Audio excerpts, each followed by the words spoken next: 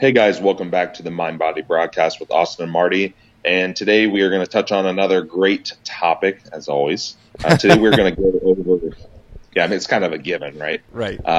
Yeah. Today we're going to go over injuries, talk about, when you should stay out of the gym, maybe when you are okay to go back to the gym, talk a little bit about kind of the psychological side of not being able to necessarily execute things the way you want.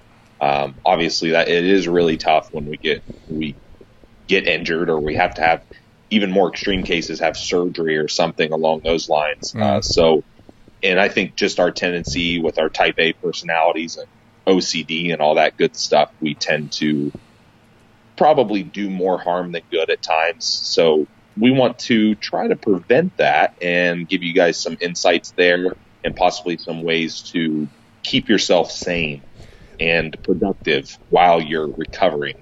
Oh, the productive while recovering is probably going to be the most fun or interesting topic on this too, because we have sayings like train past the pain, and what is an injury versus being hurt, and suck it up and go in and still keep training. But that can be just as, we'll say, mind damaging as you being out of the gym and not training, because so many times you'll have various opinions, and it could even be from professionals, such as a chiropractor could say, no, that's fine, or a massage therapist could say that's fine, whereas an educated physiotherapist could say you are just damaging that tissue, muscle, tendon, joint, ligament much more. Stay out, and you do need surgery. So that's even, we'll say, what's the saying? Good help is hard to find, because it's like you could go into that with personal trainers, with coaches, but just because of someone has, this is a little bit of a side topic, but just because someone has a paper saying I can assess you does not mean that that's going to be the only opinion you should get or ever get. It's just like having, we'll say, one coach, unless, it's I don't know, it's someone that would be, we'll say, phenomenal in every area, which I have yet to find. Well, and what I'll say, I'm glad you touched on that, is, you definitely want an educated opinion on your situation and how you should move forward. And in my experience, keep in mind, we're not doctors here, so that's right. But I will say that in my experience, going to your just general physician is about the biggest waste of time when it comes to any kind of, because a lot of the injuries we're dealing with are things like are joint related, typically. More so, or possibly like muscle tears or something like that. You can maybe go if you need a referral to a better specialist. Right. But outside of that, you're going to go in, you're going to get some potent anti-inflammatories, and you're going to be shuffled out the door in 9 times out of 10. So, like Marty said, definitely want to consult with someone that's going to give you a good opinion. If you need to ask around, with social media especially, you can. Oh God. Yeah, you can. Well, for one, that's kind of a double-edged sword. For one, don't post. The first thing is, don't post your injury on social media and ask for opinions. It's about the dumbest thing you can do. Yep. And secondly, because you're just going to get a bunch of keyboard therapists there. Yep. And secondly, if you are working with a coach, ask them if they have a referral network for anything like this. I know personally, I have some people that if I personally don't feel comfortable giving any kind of recommendation, then I have at least a couple of people that I fully trust that will give valuable recommendations. You don't even necessarily have to see them in person. You can do Skype consultations, things along those lines. So it's not necessarily, you're not necessarily even going to maybe find someone in your area. You might have to find somebody online that can help you at least figure out the issue, or point you in the right direction, so you know where to go in your area. So hey, do I need to go to a physical therapist? Do I need to go to an orthopedic surgeon? What is your suggestion as a professional, rather than post up a thread and see what everyone has to say about it. And I see that stuff and I cringe. Like, obviously you and I mean, we've have experience and we probably at least a little more qualified than a lot of people commenting. But even me, I'm like, I don't feel comfortable commenting because it's a threat. I haven't seen the person. I haven't seen how they move. I don't know anything about their medical history. I don't know any of that stuff. And to throw out some kind of generic suggestion like, oh, I went to the chiropractor and it was great, you should do that. Yep. And that's the Dunning-Kruger effect, right? And I would watch for that too. Anyone and everyone listening is, if your coach or if your, like you said, GP, general practitioner, knows it all, run in the other direction, because there's no way. I remember going to a conference about 3 years ago with Eric Helms, Alan Aragon, and I remember asking them a question about that, and Eric just smiled and said, I have no idea. You're asking the wrong person, because it had nothing to do with his specialty, right? And for us to just, like you say, just stretch that out a little bit, that can be some serious stuff going on, right? And that's exactly why to not ask the people on Facebook or to ask someone on Instagram, because you will. It's just like the classic. If you flip a coin, and you said you wanted the red car versus the blue car, you'll think red, red, red, red the entire time in the air. So if you go on Facebook and post up, hey, my shoulder's been doing this, as soon as you find the answer that really succumbs to your ego, your want, or someone saying, just take a week off and ice it, as opposed to, that looks really serious and sounds awful when it's crunching. I can hear the audio of it on Facebook. Go to someone now and you just go, I'm just going to ice it for a bit. Wow. And that's, I say this because that was me, let's say 7 years ago with my knees. And yeah, take it from, the amount of people that you'll see in the gym with injuries or with nagging hurts, we'll call them. It's just not worth it. And I would say one of the biggest things, and of course I'll try to make this as not boring as possible, as we always do, but it's prevention. You know what I mean? Like, I had the junkiest warm up for years. I can say so firmly, do not go into the gym, do a couple warm up sets of the exercise you're starting with, and go.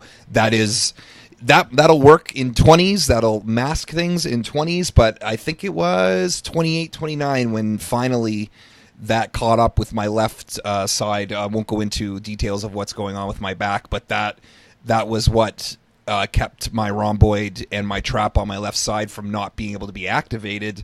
Wasn't warmed up. The muscles that were tight, which was my lat, just kind of did everything. So then it just exacerbated the problem. And the human body is amazing at how well it can recover. Like, if you look really hard into scar tissue and what it is, and how well we can still train or at least perform. Well, how many did Yates win the Olympia with? Like two times with full-on blown injuries, like bicep tear? Like, that's incredible if you think about it. So if that's Yates winning Olympias with torn muscles, I'm pretty sure even the wussiest of people in the gym, which is me, that's how I'm allowed to say it, can end up going to the gym with something pretty darn serious and not have any idea until, we'll say, way too late. Oh yeah, I would totally agree. It's not one of those things you want to push under the rug, which, I mean, I know a lot of people do, and I'm guilty of it. I mean, we're all probably guilty of it until something happens and we get, a little more experience under our belt, or we have to, learn the hard way, as they say. So, yeah, I mean, I totally agree with you. I think that prevention's obviously a big part of it. It'll definitely come into play the more, bumps and dents and nicks and scrapes and stuff that you get over the years. You have to modify and be smart, train certain ways. And that's kind of another part of the topic we wanted to touch on is some things you can do, possibly touch on a little bit of prevention here. And also, what about when you are injured, and it's not necessarily an injury that's debilitating, that's keeping you out of the gym, but what are some things that you can do to kind of minimize any damage while you're recovering? And there are warm-ups. I mean, you started touching on warm-ups, so I'm going to go ahead and let you go into that. So let's say you are somebody that does have nagging injuries or has maybe just some imbalances. Like, you typically get really tight in one side of your back or your rhomboid or your neck or something, and there's an imbalance that you're trying to correct. But you also don't want that to turn into an injury. So what are some things that you may do? I mean, obviously this is a super general, guys, because but go ahead and touch on that a little bit. Yeah, you got it. There's some of the stuff that's, in my opinion, that's classic out there. That's not actually, I shouldn't even really say that, in my opinion, because this is what the literature has been showing. It's things like don't do a lot of static stretching, if any. The exception would be to that is if something is really, really wrong and you've talked to a specialist and there is some very good reason to do a static stretch before you warm up. But if not, something ballistic, something dynamic, and that doesn't mean you hear the terms ballistic and dynamic and that sounds like running or sounds like something very fast or jerky, and it's not, right? Like my upper body warm up might take 4 minutes, and that's, side note, if it's 4 frigging extra minutes, take the damn time. Don't be that person that skimps on that just for either the time's sake or because you don't feel you need it. But even things like, and if you don't want to do a more glorified warm-up, arm circles, people, arm circles, leg, hip swings, because not only that, but that will tell you what's been going on with your body, in a sense of, I don't know, and I know you've had this too, people will wake up and they'll send you a text saying, holy crap, my shoulder feels awful. What happened? And you could be just slept on it funny or something like that. And then doing a warm-up of arm circles will work that out. I know it sounds so simple and so easy, but sometimes that is it. Sometimes your injury, which, like, that's a reverse of what we just said. Sometimes your quote-unquote injury is just because your arm was doing something really weird underneath the pillow last night. Because if you were to look at how most people sleep, it would be really funny if we were to kind of take a photo, remove the bed, and then kind of flip them upright, the positions. Wow. But so for in general, definitely something ballistic and something dynamic like that, as in arm circles, just moving around, doing a little bit of twisting, because you will discover very quickly what's kind of going on. So for my example with my back is that I will try to have my left side, which is we'll call it my problem side, be just as loose or ready. Loose might be a little bit too bad of a term to use, but we'll say just as ready as the other side, because it's usually, so for myself, my left trap and my left lat will be very tight, and I will try to get them to the point where it will feel like my right side. Then that's kind of where I go, okay, now I know I'm ready to go, per se, because that the stiffness is there, even from how I sleep, thanks to how my left side does feel. It's just preparation. Like, I don't even really like calling it a full-on warm-up, and I got this from Scott Abel. I usually send his video. You guys, I'll put this in the show notes too, but you can Google his general preparation phase, what he calls it, his GPP, and it's just a quick thing that you can do that will prepare your body for the coming workout. And not only that, but then, since this is the Mind Body broadcast, I love this.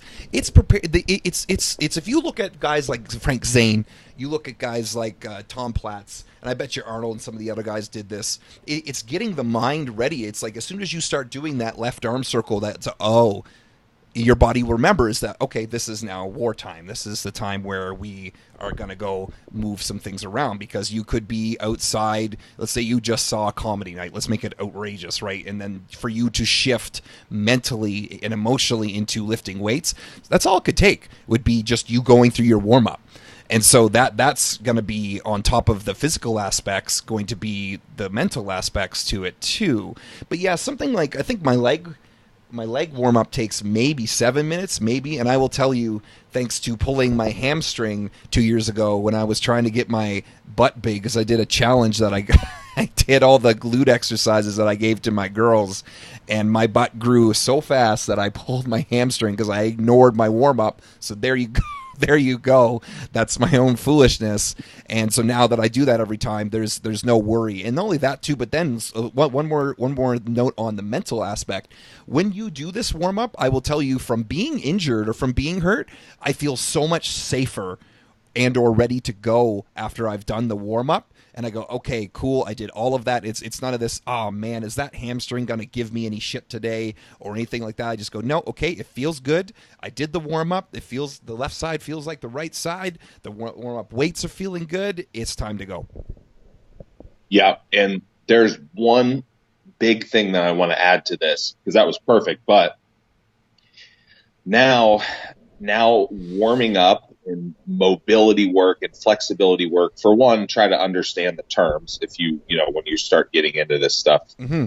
But secondly, there's people that, well, and I see both sides of the camp, they don't do anything and they get hurt, or these people that do ridiculously exaggerated warm-ups that are completely unnecessary and frankly probably negative, if anything, and gonna make them prone to injuries. Guys, you don't want to be hyper mobile going into a workout. So you don't need a foam roll for 30 minutes and be like a noodle before you train. Ideally you want the muscles to move through the range of motion properly. If they can move through the range of motion properly and you're not hurting or whatever, then that's flexible enough, that's mobile enough. You don't need to go beyond that point. It's like when I see someone about to squat a bunch of heavy weight and they did 30 minutes of foam rolling on their erectors before they squat. I'm like, oh my God. So you're going to say that one of your supporting muscles is going to be like jello before you get under, this bar. And a couple of the professionals that I really respect in this, in this arena, injury prevention and rehab, they tell me the same thing. They said you definitely want to be able to move through the range of motion properly without pain. That's the idea. That's perfect. That's a great one-liner, Ray. You want to move through the range of motion without any pain. I love that. That's awesome. Right, and you have the extra benefit of some nervous system activation, stuff like mental preparedness, like you said, but there's no reason to go beyond that point. So yeah, my takeaway there is you don't necessarily need a super elaborate, ridiculously exaggerated warm-up, because you may put yourself at risk for injury for being hypermobile at that point. Mm-hmm. Because I think the very easy science behind that is the Golgi or Golgi, whichever pronunciation you like. Tendons end up firing later, which gives away our stretch reflex, right? So if you do, like you said, I'm not a big fan of the foam rolling beforehand, and I don't know where that came from. I tried to find, not very hard, mind you, and if someone does have some really good stuff on this, please send it to me. Tried to find the benefits to foam rolling beforehand, let alone foam rolling, like you said, too much. It just wasn't there. It was basically filling the muscle with blood. It was making you feel a little good, but it's almost borderline like giving yourself a massage beforehand, which is completely counterproductive to the goal, like you said. So for the stretch reflex, like when you squat down, and your body will naturally stop you at a certain point and shoot you back up, like as long as you're controlled, you want that. That's the body now going off of the joints and the tendons and using the muscles, which should send you back up, as opposed to you going past the range of motion. And that is a thing. And I don't know where we can get more info out about that other than obviously right here, but it feels terrible for someone that is hypermobile, which I am with my shoulders, which was part of the problem for my back injury, is that coming down so deep with the dumbbells on bench press that now my scapula elevated and rotated, that now I've got this borderline permanent problem where, because I was told always go the full range of motion or do these dumb things beforehand, is that, like, you know what I mean? Now I have this problem, whereas I could have prevented it, and it would have been just through proper warm-up, and not only that, but then having such an obscene pain threshold for my upper body, in terms of, like, I really can't feel a lot of pain in my left-hand side, or my right-hand side for that matter, when I'm doing exercises in terms of, the dog crap or the John Perillo extreme stretches. I could do those and feel very little pain, which was super odd. But then when I ended up going to get proper tissue work, my massage therapist, who is, I call him the god of massage because I finally found a great guy, Daryl. He was like, what's going on with this side? Like, everything's so twisted, out of whack. Like, and I was like, I don't know. And he's like going into how what I just said ended up happening, and that was mind-blowing enough as it is. So the over-warming up, along with doing maybe even the wrong thing. So now you're doing this. What would you even call foam rolling? Like static compression with movement? Like if you were to dummy it down to what foam rolling is, but it's just too much. Like you see, especially foam rolling of the quads, you see foam rolling of the serratus and of the lats, and it is engorging with blood, but it's just the biggest thing, and I forget if you mentioned this, I'm sorry if you did, but we'll mention it again, is that it's taking away from your working sets. Is that especially the static stretching, if you stretch so hard that now you are actually taking away a rep or two. I want a rep or two over 52 weeks. That's an extra 100 reps. That's crazy to think about. That's what you could be taking away, even though it's only a few good. No, that stuff will add up. We only get so many workouts a year. Why ruin them with a warm up? Yeah. I mean, I totally agree with you. I think that little one liner that I threw in there, like I said, that's really the takeaway. Is move through the range of motion without pain, and that's what you want to be able to accomplish before you train. So. And the reason that we're not saying necessarily do this exactly or do that exactly is because it's obviously going to be person dependent. And, take someone like Marty that's hypermobile in certain areas. Well, it's his warm up is going to be different than my warm up. I have a client. Well, actually, my wife is hypermobile. She's hypermobile pretty much her whole body, which has been a pain. It's been like. Trying to find form and range of motion and things that feel good for her to be able to execute exercises. She's not weak. It's just that the joints are funky, like Gumby. Yes. Okay. Yep. And the hypermobile thing, I would say, I see it a little bit more with females just because, for one, they tend to have just a little bit less, or a lot less muscle tissue. And secondly, anatomically, I feel like females are just more flexible in general, as a whole. But again, I mean, there's also plenty of really big guys that are very mobile and very flexible and can move through those range of motions. So it's definitely important for everybody. I mean, I have some clients that they're not really that big of guys. Mobility and flexibility is horrendous. And, well, oddly enough, they are ones that get injured. So, those are things that we have to work on. So no coincidence there, right? That's right. And because I will add on to that too, the guys that are very tight, or the opposite of, we'll say, someone like myself, is that once, like, let's say you get 2, 3, 4, whatever plates on the squat, let's just use it as an example, and you come down to that range of motion and it goes past where they are usually comfortable hitting, man, is that the sweet spot for tears, tweaks, contractures, anything like that, right? Because as soon as because they've never seen that range of motion before. It's like if, for instance, if you see someone that's only doing half squats, and that one time where that rep come down a little bit too fast or whatever, and they catch it, I don't want to throw out a percentage because I don't know what it is, but I bet you it's greatly increased their chances of doing damage versus if they did something like a proper warm-up. Oh, yeah, and you can... it's with any exercise too, and I hate to use the word, I'm not going to say time under tension because that's not really what it is, but just maintaining tension while you train. Also, not bouncing out of the hole on a squat, not bouncing the weight on a bench press or whatever exercise. You need to actually use the muscle and not the joint reflex when you train. I see that, and that kind of lumps into this episode as well. Is everyone's, let's say you're not a power lifter, you're not having to hit a certain depth on something. Everyone's range of motion is going to be different. It will be. Everyone's range of motion to produce that tension is going to be different. You don't, like people that say, you have to squat ass to grass or whatever. Well, that's ridiculous because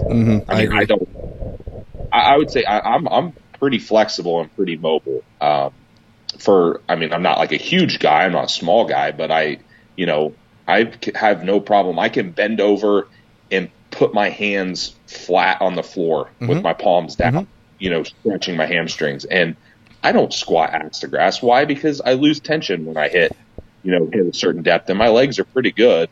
So, it's not, you don't have to you don't have to do that. And I think that it's important to realize, if you're posting a set online or something, don't necessarily worry about the form critics. I mean, obviously if you're doing something really wrong, but you need to take into consideration what your active range of motion is going to be versus somebody else's. If you're losing tension at some point of the set, and the biggest area would be like the transition from the eccentric to the concentric, you know, so the bottom of a squat, the bottom of a bench press, or whatever. If you're constantly losing tension in those areas, you are putting yourself at huge injury risk versus if you were actually maintaining tension through the transition. So that's something to think about. And then again, like I said, your range of motion, you need to kind of figure out how, what range of motion works for you to maintain tension and execute and contract the muscle and all that good stuff. So it's not necessarily going to be the same as somebody else. And working with a good therapist is a great way to kind of figure those things out. They're not going to, assuming they're a good therapist, they're not going to try to push you past your flexibility or your range of motion. They're going to know, okay, this is good for you. We'll stop here. And that can kind of help you learn how to train too. That's perfect too to go into with a warm up, is that if you, let's say you are doing some dynamic stretch or some dynamic warm up for your chest and you don't feel that warm up in your chest, that's telling you something. Either you will need some form of modified warm up, or you'll need some kind of correction on it, or maybe you're just flat out not doing it right. Because, man, is that ever it? That could just go into training period, right? As if you are doing a curl and you cannot feel it in your bicep. There's probably something that needs to be adjusted. It's just the classic is, I can feel nothing but curls in my shoulders. Okay, you're probably, doing a little bit too much of shoulder flexion as opposed to elbow flexion. So just things like that's perfect that you said that exactly, that you don't need that we'll call it over range of motion, or that you do lose the feeling in the muscle. And that could be even with the stretching or sort of with the warm up, is only go to the point where if you're let's say you're doing a warm up for the shoulder, only go where you feel comfortable and or you don't lose the tension or the, like, I know it is a funny term, or don't lose the feeling in that desired muscle. Let's kind of go with that. But then for, let's say, warming up with injuries, because that is a bigger part of the topic here, is that if you have been, to a couple people, or you just know that you do in fact have an injury, let's say your left knee is done, being not defeated about that and trying to always keep the glasses half full look is not always going to be easy, especially if it is something that is going to be either around forever, kind of like my back, which I will tell you flat out, when I found out in late December what was really going on, and in terms of that, very, very quickly, my left side has an overpowered lat that has been trained to do everything thanks to we'll call it reverse scapula flare. I know it sounds weird, but so now I have very, very weak rhomboid and trap on my left side, an overpowering lat, that if I don't go and watch that, and I actually wear something called the Donnie Thompson bow tie. It was invented by powerlifters. It kind of holds your scapula in place. It's meant to hold the shoulder blades back and down, and it's meant for posture at either the gym or at office workers too, so that they kind of sit and don't get, we'll call it office chair syndrome, where you're hooped and you're rounded like that. So I actually wear it while I'm training, and thank gosh for this device, because I'll tell you, it was pretty crushing in December to hear, you're not going to be able to train your left side at all. You're going to have to reset everything. So, but then it's realizing that you can still train legs. You can still do this, and that will even, we'll say, show you. And this is going a little bit maybe too deep past the mind and into the the universe. But you got to look in the mirror and say, do you enjoy this? You know what I mean? Like, okay, yeah, sure, that flat out sucks that my left hand side of my back isn't working the way that, we'll say, Austin's does. But if that's going to keep me out of the gym and that's going to keep me from training everything else, then that's telling me a lot about myself, and I got to really kind of clean that up though. But to keep picking that all the time is hard, like I said. So knowing, and then whereas people, like you said, I love that you said we have A-type personalities, and that's what I had to do, was go and look at everything possible I could do to expedite that healing process, right? Is there, like, we won't go, I don't think we should go into it, but there is things like BPC 157 and TB 500 that can help some of the things along like that. Like, you also, along with a good therapist, like, massage is the most hilarious term now inside of our industry, thanks to relaxation massages, thanks to some of the weirder techniques we've seen out there. But I've seen wondrous results with my knees, with my back, thanks to, we'll say, tissue work or actual muscle therapy instead of massage, I should say. But it is like every, and I'll say it, every boring DVD that I know you've watched, Jay Cutler's DVDs, no offense to Jay Cutler or Ronnie Coleman or anything, but any boring bodybuilding DVD you've seen, they like, these successes leave clues. They always get massages. They're like, I think Yates's warm up, we see him doing those walks along the ground in Blood and Guts. Like, this is all for a reason. He's not there doing it because he wants to waste time or look fancy for the camera. This is because once you get to that high a level and you were trying to smack this muscle onto this frame, and the frame, we're not getting any bigger in terms of our actual bone structure, so we have to do everything we can. If you want to think of an analogy of a tree kind of growing around a house, is that you got to keep you got to trim the branches. You got to keep so that the tree is going into going into the house. Watch for these things. That's an injury. If that branch goes into the house, and now before you know it, you have to stop growing. You have to cut the branch off, put it back to where it is, tie it up so that it grows where it should be, and that's a lot of time wasted. Whereas if you just did something to friggin' prevent the injury, or to actually not exacerbate it, or have someone tell you, oh, just go ice it and come back next week, man, you'll laugh, because I'll tell you, being down and out for, I think it was something total of around 6 months, and not being able to really push my left side, it was so humbling. So, like, I had to take it as a good experience. But for that injury prevention is don't push it, guys and girls. Just don't push it. Don't think that you know more. Kind of like after a surgery, as in the doctors will say after 6 weeks. I'll give a mini story here. I have a lot of females that have had breast enhancement, breast enlargement, and they usually say about 6 weeks out of the gym. And even minor mobility, about one to 2 weeks out. I had one girl, her phone fell off the counter, and she reached for her phone, and the implant shot out the side, and she had to go for emergency surgery. So that's not even going to the gym and putting anything kind of under tension. So please don't be supermen and superwomen thinking, oh, well, I know my body, or any one of these other crazy things that you hear people say, or that they think they're Wolverine and that they're made of adamantium and have healing capabilities, or whatever the frig they have, or that they're using X product and they're going to be Wolverine. is just, stay out, do the things you can. Definitely don't do the exact exercises that feel terrible, which would be probably the next thing that I think we should talk about, is that if you do feel an exercise that does hurt that exact a muscle, like for instance, if I do a certain thing for my back and I feel right where I shouldn't, stop it. The whole train past the pain is that's not talking about injuries, ladies and gentlemen. That is not talking about the kind of pain that actually will end up altering your, we'll say, goals for the worse.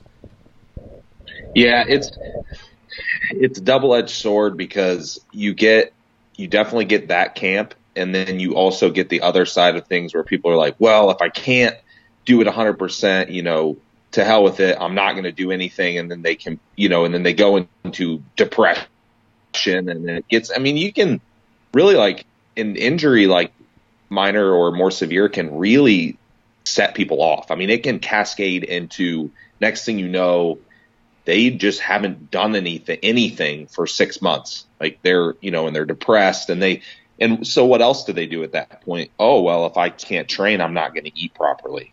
So, oh yeah, obviously I'm going way off, but my point is that you need to figure out, what's relevant to your injury. What can you do? It's not a bad thing to if something's injured, train something else, or if that's what you have to do, because you're not only from a science standpoint. There is some literature, I think, that does support the fact that if you keep training, that your body will, retain the tissue a little bit better, even if you're not training necessarily that muscle. So, I think you should keep training at where you can, obviously within reason, and then obviously not overdo it. So it's really just finding that middle ground. Listen to your therapist, listen to your doctors, or whoever you're working with. I don't know. I don't think we had really spoke much at this time, but a couple years back, I had my surgery on my wrist, where I had pins and screws in my wrist. It was actually a 2-part surgery. So, and it was a ligament related, which, if anyone knows ligaments, they take forever to heal. They do not heal fast at all, no matter what you do. So and with it being a wrist, well, you can't really pick up or do anything without your hands. That's so right. That kind of, that puts a damper on a lot of things. And what I actually did was, and people might think this was extreme, but, I found a way to, those isolator cuffs. Do you remember those? Absolutely. Yeah. So I literally rigged up and used like ab slings and stuff. And I trained the whole entire time. Granted, the loads were lighter, all of this stuff. And I definitely didn't gain any muscle. I may have lost a little bit, but I maintained pretty darn close. And I accepted the fact that, hey, this is all I can do. But I'm telling you what, after the 6 or 8 months or whatever, I was so thankful that I found a way to work around it and maintain at least that regiment that wasn't going to hurt me, because I was in such a better place mentally and physically when I was able to return to training again. I didn't deteriorate down to nothing. I could pretty much just pick back up right where I was, and yeah, it was a little goofy. I had weights strapped to me for 6 months and stuff, and it wasn't heavy and all this stuff. It definitely wasn't like anything fancy and anything like, groundbreaking that you really want to post on social media. But at the same time, I mean, like I said, for me personally, that was where I needed to be mentally, and I knew that it would help me physically. And I knew also that I talked to my actual therapist about it too. He's like, yeah, I mean, you're not hurting anything. He said, you just don't put any tension on the wrist. He's like, if something hurts, don't do it.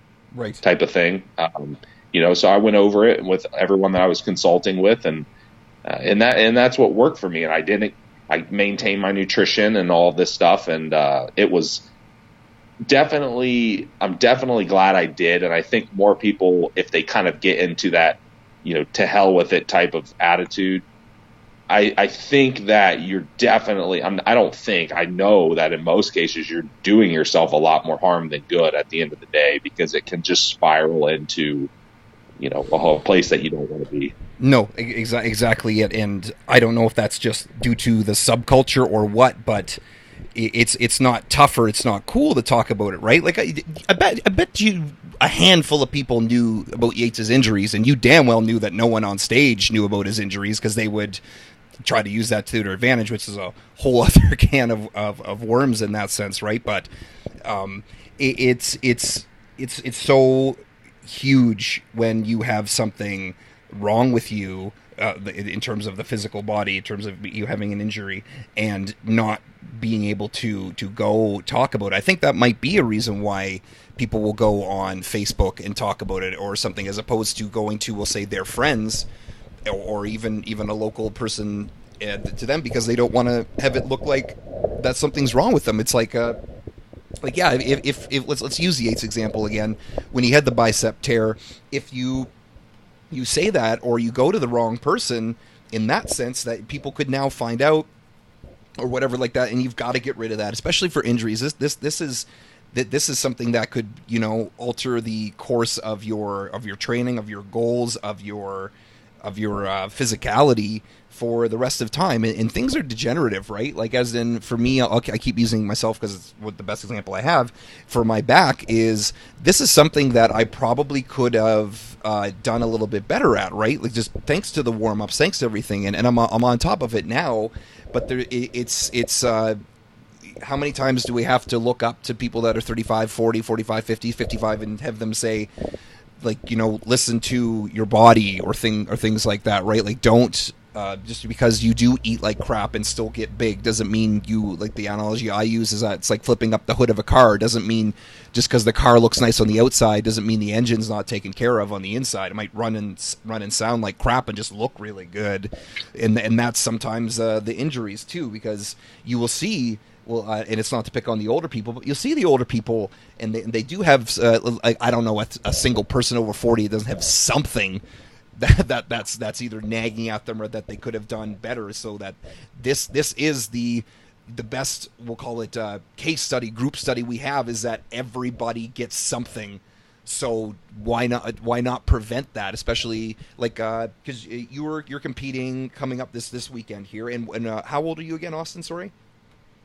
I'll be 28 in the fall, so about 28. So 28. So if you had done something to prevent you from competing now, and let's say your last show was 26, just because of it, like that, like, to think about that, man, 2 extra years of it, and like, and you wouldn't be able to have this this size, this mass, like that's life altering. It really is. It might sound silly to some people, but it is. It's not quite like losing a limb, but if you have a limb that is now disproportionate, is now not the same size, because it is. It's a game of proportion for bodybuilding too. Or if you don't have, or you're unable to contract a muscle a certain way, then it won't be able to put you in the most advantageous position to advance in not only your career but your passion. Well, and that just plays heavily into human psychology in general, and especially with our population, is that people don't have the ability to look past right now.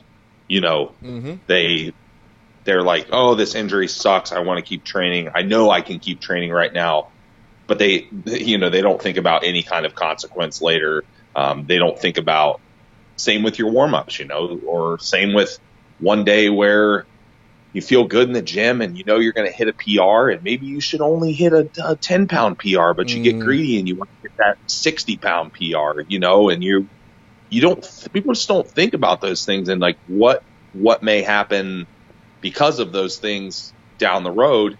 I mean, luckily I kind of was able to instill that stuff into my head, and I had people, and I listened to those people when I was younger, because especially newer competitors that are 18, 19, 20, 21, whatever, they don't, how many 21-year-olds do you know that are going to be thinking into their 30s about, like, okay, where do I want to be in my 30s as far as a competitor? What about 40? Like, am I even zero? None of them do, man. And I like to consider both me and you pretty smart guys, and I don't think any of us was thinking about that until maybe 25, maybe. Yeah, and you just hope, like, all I can say is I just hope that people that listen to this, or if you do have people that are giving you good, sound advice from experience, or maybe it's their profession, that you take it to heart and consider just the long term, and hope that it could save a few people in the long run. Because, yeah, I mean, this is, if you're looking at it, especially from the competitive side of things, bodybuilding is a long game. It is a long game. For 95% of us, our success is in the long game. It's not, whether it's to get that pro card, or whether it's just to win a show, or just get on stage or whatever. I mean, success is not right now. It is years and years. It's 10 years, 15 years, whatever down the line. So I'll just give this really quick thing that I saw it on Facebook last night, but I also, one of my buddies was telling me about it, and it's going a little bit off of the injuries too, but you know what? It kind of goes into it as well. It was talking about how bamboo for 5 years, I don't know if you saw this, 5 years it stays underneath the ground, and it needs to be curated, taken care of, babied, right soil, right everything. 5 years underneath the ground, and then within, I think it was something like 6 weeks, it shoots up 90 feet, like pow. And so think about that. You could think about that as, like you said, bodybuilding. Like all of a sudden you could take, like people be like, you take that extra year off for off season. All of a sudden, what happened to that guy? Holy crap! Look at the muscle he put on. Or think about the injury. It was spending time underneath there, and you had to curate it and whatever, and make sure you're doing the right type of massage. Make sure you're not training it the wrong way, and then pow! All of a sudden, before you know it, you come back. I think it was either Lee. I think it was Lee Priest where he had his bicep or his tricep torn, and I think it got bigger after he had surgery. That's like it came back like stronger because he did so many things right, or that it was reattached in the right way, or like it's just these things that we don't think take a lot of that we think take a lot of time, when really in essence, if we think about how much time we waste, like this is a good exercise, people go do this. Jack, if you're listening to this, I know you'll laugh at this, is the are you busy or are you just doing shit? And even I think it was 2.5 maybe 3 weeks ago, Austin, I wrote down everything I did by the minute. I had this huge ass old school notepad, and it wrote like 11:52 taking a whiz, 11:52:30 washing hands from whiz, and just like wrote it all down. And if you look at just how much time you frigging waste, you just might cry like I did even 2.5 weeks ago, because like and so what I'm going with that is that you could use 1/57th of that towards your injury time, and you will be a happy camper. Oh yeah, I've done that. I've done that little exercise of myself before. the whole being productive versus being busy thing. That's a cool topic. That's productive, right? But yeah, I mean, you like I said, you just at the end of the day, I mean, you have to be able to kind of sift through right through your emotions, use a little bit of logic, and think about where you want to be in a year, 2 years, 5 years, 10 years, and how you can best utilize that time. If your goal is, and I would imagine this is probably not anyone's goal, they might think it is, but if your goal is to just be your best in the year and then who cares after that, then, well, maybe that's how you think, but most likely everyone still wants to be getting better progressively over the years and still be able to train and still be able to be competitive and even be like even improve. I mean, you can improve for years and years and years and refine your physique if you just do things right and don't beat the hell out of yourself, essentially. Oh man, like it's the example, and this is a warning. I don't want any emails coming at me saying the training you're talking about is right, training you're talking about is wrong. So there's my disclaimer. However, if you look at Jay Cutler versus Ronnie Coleman right now, in terms of who is, we'll say, fit and healthy, just two top number one and number two Mr. Olympias with two very wildly different training styles. I saw Ronnie Coleman get chiropractor. I saw him get massage, and so I did see Jay, and I did see that too. But that's perfect. What you said is don't beat the living hell out of yourself. Like there is ways to be intense without having to destroy yourself. And the reason why I said my disclaimer is that I don't know 100% if Ronnie's showboating for the camera type of thing was what led him to have all these multiple surgeries. Maybe that was degenerative. Maybe that was something that was just going to happen, period. But success does leave clues, and we can pay attention to kind of that stuff too. So then for either injury prevention or injury rehab too, after the warm-up, after the workout, is that's another thing is, and I'm still guilty for this, is take a little bit of time stretching. Definitely take a little bit of time doing that static stretching, just because it will decompress the muscle, it will straighten things back out. I like to use the example of the curly or crimped hair versus a flat hair using like a flat iron. That is what it will do. It will straighten your hair out and sense of straighten your muscles out, and you'll be able to tell if the injured area, or if you have something nagging from that workout, you will feel it. and either stretching after the workout, static stretching after the workout, or even before bed. I know it's weird, but then you are stretching the muscle and then you're leaving it in that stretched and relaxed state, and then you're getting into bed and you're letting it, we'll say, reposition itself to where it should be. But if you do that static stretching before the workout, which we said is probably not the best idea unless you have a really darn good reason, think about that like flat ironing your hair and then jumping in the shower is kind of the way to think about things. Your hair is going to go back to, unless you have pin straight hair like me, you're going to put it back to its regular position, or you static stretch and then you go use the muscles again, either by, let's say you're building a deck, pick something, I don't really care. You're defeating the purpose a little bit. Just that the ideal times would be that post-workout when things are already engorged full of blood and need that straightening effect, or right before bed. Yeah, I would agree. I like the little bit there on you'll normally be able to feel if there's any tweaks or if something's not necessarily where it should be. If you stretch into at least a position that's uncomfortable, with a little bit more aggressive static stretch, when you put your muscle under that stretch tension right there, you're going to feel, you're going to feel if one side's tighter than the other, or if one area is overly tight or something like that. So definitely, man, cover all kinds of good stuff. Trying to think, outside, beyond that, like going into actual training, I gave my example as far as what I did during injuries, and there are other things you can do. There, things like pre-exhausting the muscle to reduce load during training. If you have some kind of injury that prevents you from doing a heavy load for whatever period of time, or things like BFR, blood flow restriction training.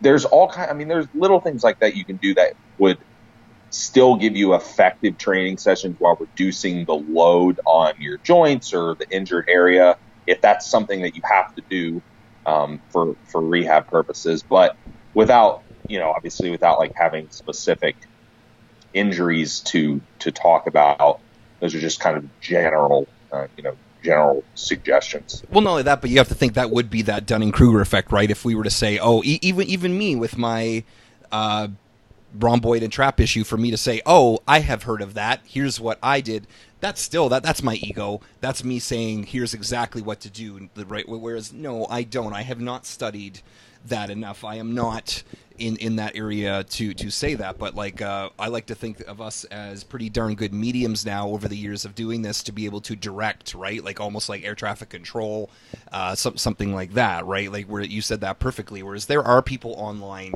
that you can do that with. Like I used the example a while ago of, for posing, how I like to use Kenny Wallach when I can, because you might not be able to get exact tissue manipulation through Skype or whatever, but you can, maybe they know someone in your area, maybe they know how to properly foam roll, or maybe they properly know how to use one of those spiky compression balls so that you can do a little bit of your own massage therapy to yourself. There is going to be at least something out there outside of you being crumpled up into a ball thanks to a car crash.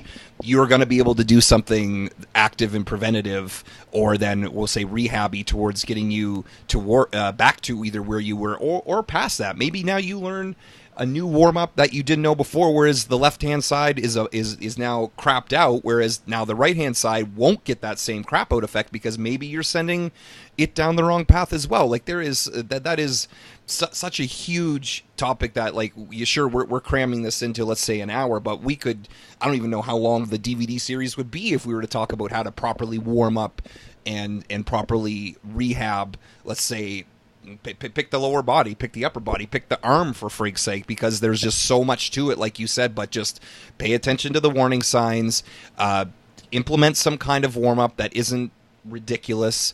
Try your best not to static stretch before a workout, before weight training, unless you have a really darn good reason. Keep up on top of rehab and things like that. Go in for qualified massage therapy. Eat your Wheaties and make sure that you look at Austin's pictures over the next couple days, because he's going to look great on stage. There's how to do it perfectly. Fantastic. Yeah, very important that you look at my photos. Very, very important. That we'll put that in the show notes, the link to every single photo you have up. Be like, here's the side chest, Here's the front double bicep. Oh no, sorry, that's the side chest again. Here's my just. Okay, I think that's enough on that topic for today, because like I said, I could either go way too further into that, or I could let's say just leave it there, and I think that's way more than enough info for today.